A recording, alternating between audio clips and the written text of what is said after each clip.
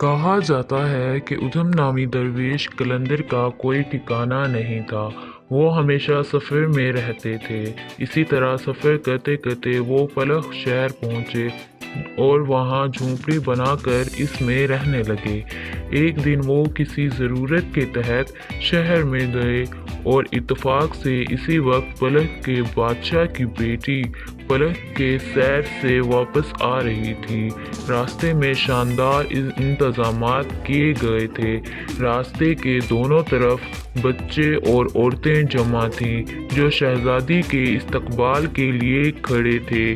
اس وقت ایک ادھم فقیر بھی ایک طرف ہو کر کھڑے ہو گئے۔ جب شہزادی کی پالکی ادھر سے گزری تو تیز ہوا کی وجہ سے پالکی کا پردہ اٹھ گیا۔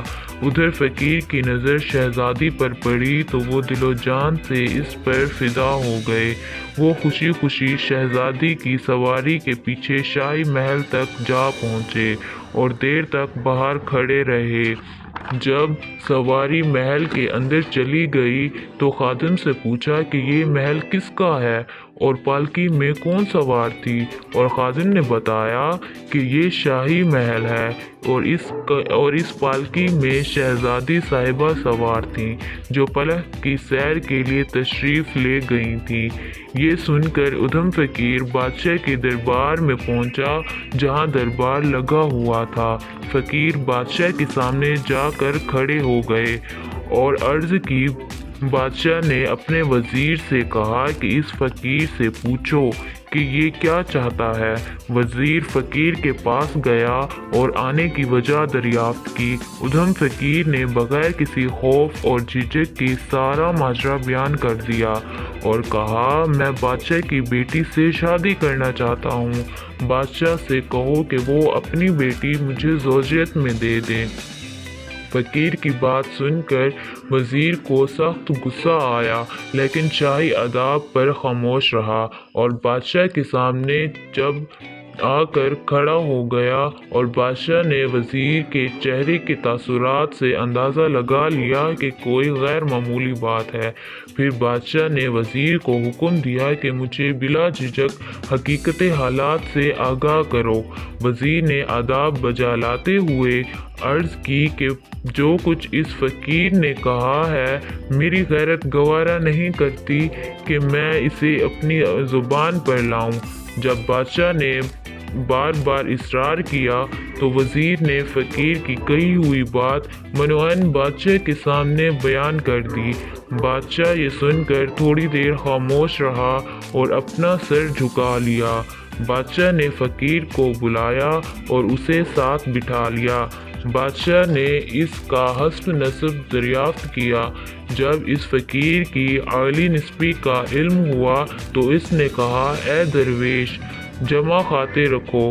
تمہاری اعلی نسبی کی وجہ سے مجھے اپنے ساتھ اپنی بیٹی کا رشتہ کرنے میں کوئی اعتراض نہیں، لیکن میں پہلے ان کی والدہ اور خود شہزادی سے مشورہ کر کے تمہیں جواب دوں گا۔ ادھم فقیر اس بادشاہ کے جواب سے خوش ہو کر اپنی جھونپڑی میں واپس آ گئے۔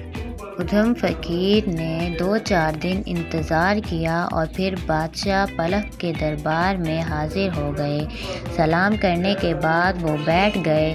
پلخ کا بادشاہ اپنی بیٹی کی شادی ادھم فقیر سے کرنے پر راضی تھا، لیکن اس کا وزیر اس بات کو کسی صورت قبول کرنے کے لیے تیار نہیں تھا۔ وزیر نے بادشاہ کو بہت سمجھانے کی کوشش کی لیکن وزیر اس بات پر متفق نہ ہوا، تو بادشاہ نے وزیر سے کہا کہ میں نے ادھم فقیر سے وعدہ کر لیا ہے، اب اس کے خلاف کیسے جا سکتا ہوں، کیسے انکار کروں؟ میں اس صورتحال پر بہت ندامت محسوس کر رہا ہوں۔ وزیر نے جواب دیا، حضور، یہ معاملہ مجھ پر چھوڑ دیجیے، آپ کچھ نہ کہیں، میں سب کچھ دیکھ لوں گا۔ وزیر نے ایک منصوبہ بنایا۔ وزیر نے شاہی خزانے سے سب سے نایاب اور قیمتی ہیرا نکالا اور ادھم فقیر کے سامنے پیش کر دیا اور کہا کہ اس طرح کا نایاب ہیرا لے کر آؤ، تب ہی تمہاری شادی شہزادی سے کروائی جائے گی۔ ادھم فقیر نے ان کی شرط مان لی اور واپس اپنی جھونپڑی میں چلا گیا۔ ادھم فقیر نے سوچا کہ اب ایسے نایاب ہیرے تو دریاؤں میں ہوتے ہیں۔ وہ فوراً دریا کے کنارے چلا گیا۔ اب وہاں سے پانی نکالنے لگا۔ انہوں نے اپنی کوشش جاری رکھی۔ اسی دوران دریا کے کنارے ایک فرشتہ نمودار ہوا۔ انہوں نے کہا، ادھم فقیر، یہ تمہاری سخت محنت اللہ نے قبول کر لی ہے۔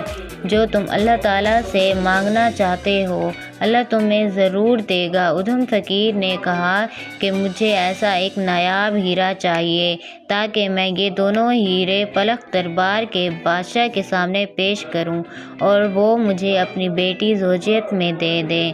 فرشتے نے ایسے 10 ہیرے ادھم فقیر کے سپرد کر دیے اور کہا کہ جاؤ، تمہیں تمہاری مراد مل گئی۔ ادھم فقیر بلخ دربار میں حاضر ہوا اور تمام ہیرے بادشاہ کے سامنے پیش کر دیے اور کہا کہ آپ نے ایک ہیرے کی خواہش کی تھی اور میں نے بہت سارے ہیرے آپ کے قدموں میں پیش کر دیے ہیں۔